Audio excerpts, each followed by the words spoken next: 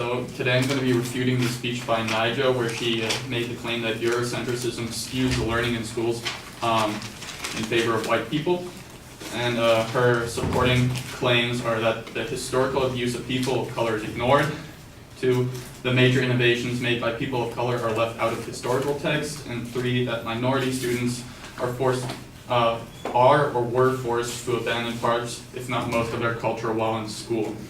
So my response to the first claim, she states that this historical abuse of people of color is ignored. And my response is that the abuse of people of color is actually a subject that is rather well covered in our educational system today. She makes the claim that students don't learn about Columbus and the actual atrocities that he committed on his explorations. Now, this is true if you look at it from the view in from middle school and elementary school. You don't teach little kids that this man that is credited with discovering our country slaughtered and raped and pillaged a ton of native people. But it isn't true in high school. We learn, or we are supposed to learn at least, that Columbus did do all these horrible things. And in a New York Times article about Columbus, it quotes Gilbert Sewall, who is the director of the American Textbook Council, as saying, "Columbus has undergone what is perhaps the most dramatic reworking of any major historical figure in memory. Today, all of America's leading high school history texts give the explorer's many failings equal billing with his accomplishments." Now, if we take this evidence as true, this would seem to disprove the fact that we do not learn about Columbus and what he actually did.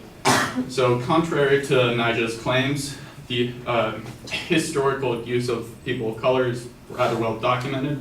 For example, slavery, segregation, the internment of Japanese Americans during World War II, and the European decimation of the native people in the Americas is all something that should be covered in art history or political science courses. And according to New Visions for Public Schools, which is an organization that creates school history curricula, all these aforementioned historical events should be covered in everyone's high school education. For her second claim, she states that major innovations by people of color are left out of historical texts. And the evidence she uses to as proof of this is how a Middle Eastern man should be credited with creating the first flying machines, while in fact Leonardo da Vinci is. There's a couple problems with this evidence. First of all, it's very obscure. Most people don't take the history of aeronautics in a high school course, where this would be something important. And secondly, it's also slightly misleading. Leonardo da Vinci is credited with creating the first heavier-than-flight powered vehicle designs. Now, that just means that there's something else other than gravity powering this flight. For example, his helicopter design. While Abbas ibn Firnas, who is the man that Nija claims should be credited, only ever attempted to glide using a very crude wing design that he strapped to his arms.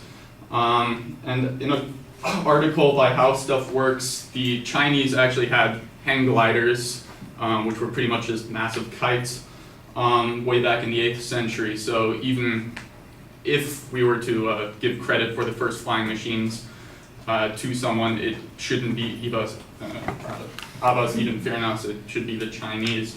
But that's beyond the point, because Leonardo da Vinci is credited with creating something very different to what Abbas ibn Firnas did. So this pretty much makes that evidence irrelevant if you look at it from that point of view. Her last claim was that minority students were forced or are forced to abandon parts, if not most, of their culture while in school. There's a couple issues with this. First of all, the evidence that she provided is not only in some cases outdated, but it is also very isolated in when it occurred. And my response is that although it is true that there are cases of minority students having been forced to give up their culture, In rare instances, the evidence provided is insufficient and in proving the claim for the entire system. The evidence that she uses to provide evidence for this claim is that Latino students across the country were and still are punished for speaking Spanish in school. This is true, but the first point, claim that evidence she uses is from 1968, which is fairly outdated as something, that's the time of the civil rights movement when there's a lot of different things going on in the school systems that is still frowned upon today. And the second ones are more recent, but she only gives 2 examples of cultural suppression. And if we look at the total number of schools, which according to the Center of Education Reform is over 29,000 K-12 schools in the U.S., claiming that 2 events of cultural suppression is a problem for the entire system is a rather large inferential leap, and the evidence she provided it doesn't justify this claim. And the second part of this third claim is that she states that Native Americans in off-reservation boarding schools in the 1880s had their culture stripped. Again, this did occur, but this is 150 years old. That's like comparing a modern car and then making inferences using data from the world's first car to justify or compare gas mileage and stuff like that. It's a rather big leap to make and doesn't provide sufficient evidence. So in conclusion, the evidence that was provided for this speech didn't properly prove the claim that she was making. Thank you.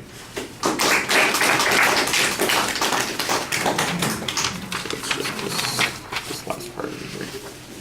This is all the same? This is no, that's a problem, because there we go.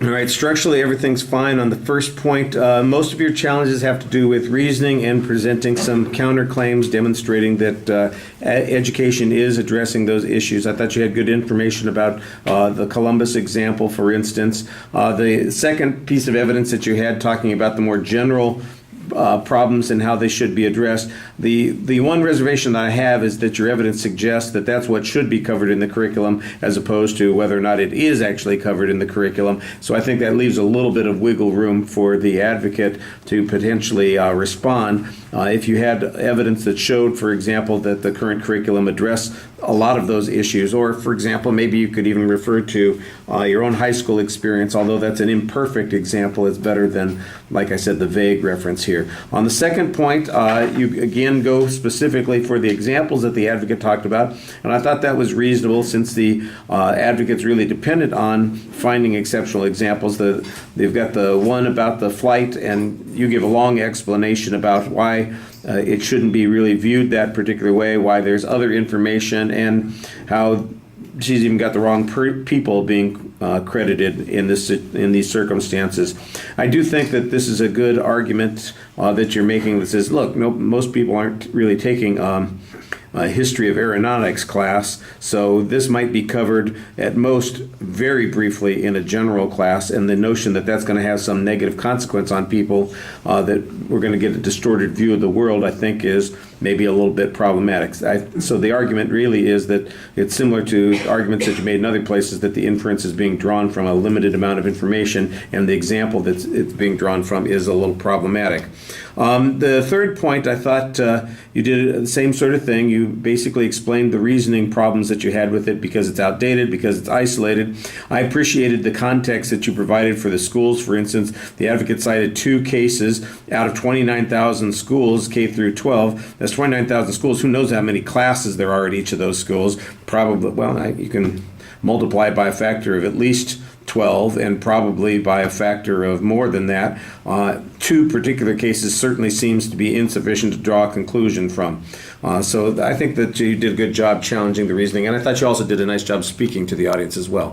Thank you.